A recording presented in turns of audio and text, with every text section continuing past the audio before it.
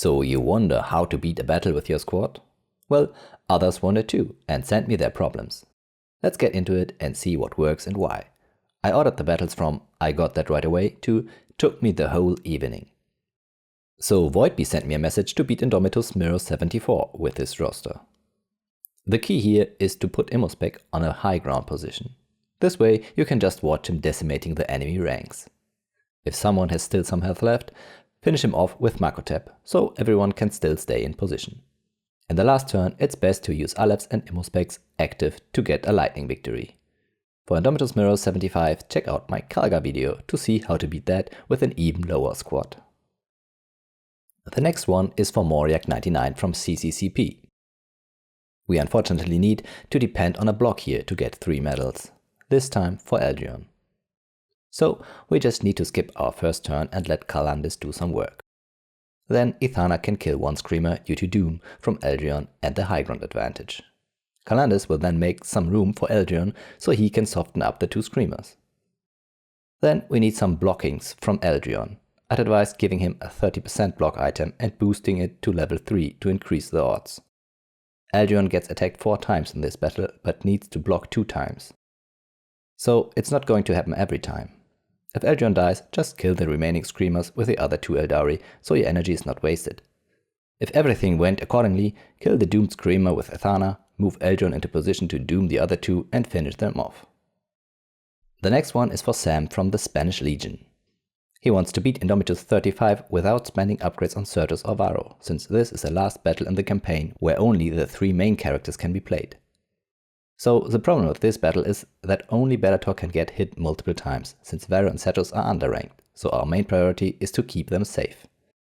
This can only be achieved if they get rid of the flayed ones themselves. For maximum damage we need to have Certus shoot with high ground advantage and his heavy weapon trait active, so Varro has to block the way to Certus. Bellator is in the meantime getting rid of the Scarab Swarm as far away as possible to keep the other enemies distracted. In turn 2 we can then shoot the other flayed one and overkill both with Varro. Also we need to block the path of the flayed one with Bellator so he can't reach our weaklings. In turn 3 we need more bodies to block the path, so we will call in our Inceptors on the bottom flayed one. This way the only threat to Varro and Certus is a flayed one on the low ground. So time to get rid of him. From now on the battle can be different depending on who is reanimating. So make sure to enable Danger Zone and always make sure Varro can't be targeted by anyone. Block all pathways and try to overkill the enemy as often as possible.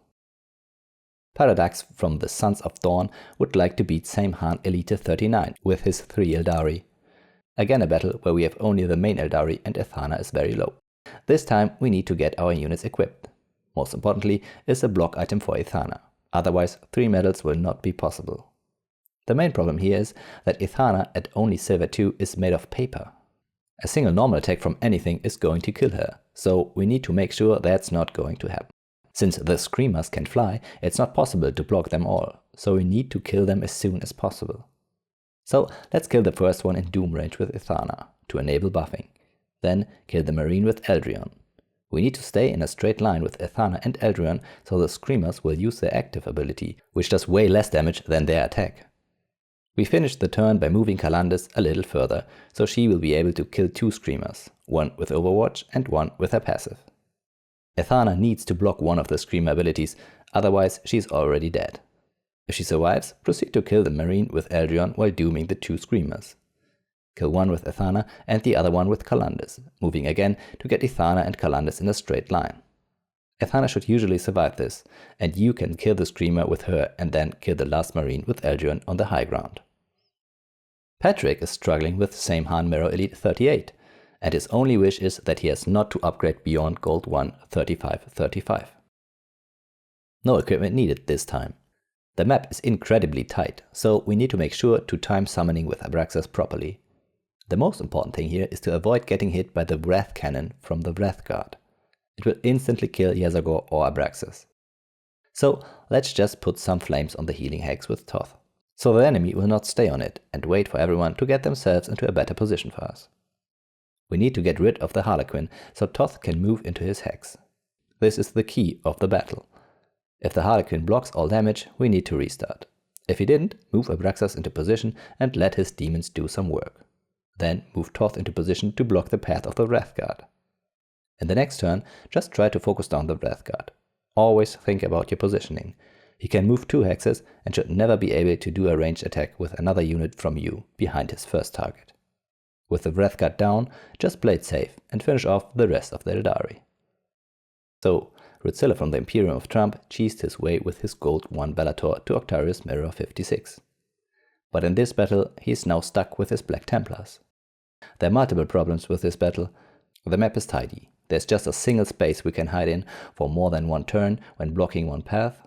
The Orc Boys are very mobile, while our squad is not, and Godswill needs to do damage, but is dead in 2 hits. So I must admit, I tried to beat it with this setup for far too long. I couldn't find a solution when Godswill is dying after 2 hits, so I have to say you really should rank up Godswill.